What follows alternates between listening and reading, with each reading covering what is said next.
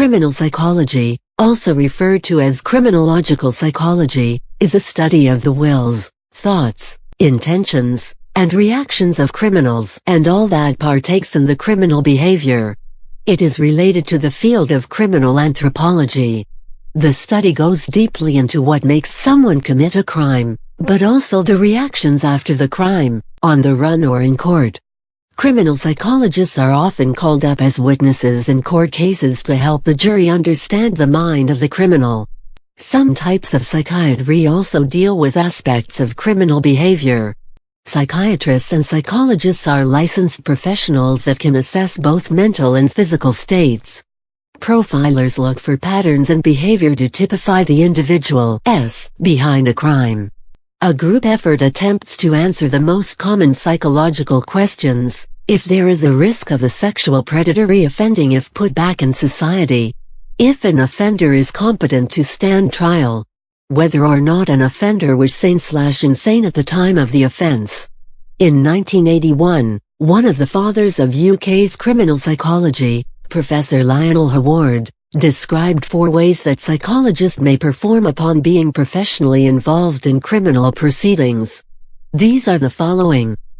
Clinical. In this situation, the psychologist is involved in assessment of individual in order to provide a clinical judgment. The psychologist can use assessment tools, interview or psychometric tool in order to aid in his or her assessment. These assessments can help police or other competitive organs determine how to process the individual in question. For example, help finding out whether he/she is capable to stand trial or whether the individual has mental illness, which means that he/she is unable to understand the proceedings.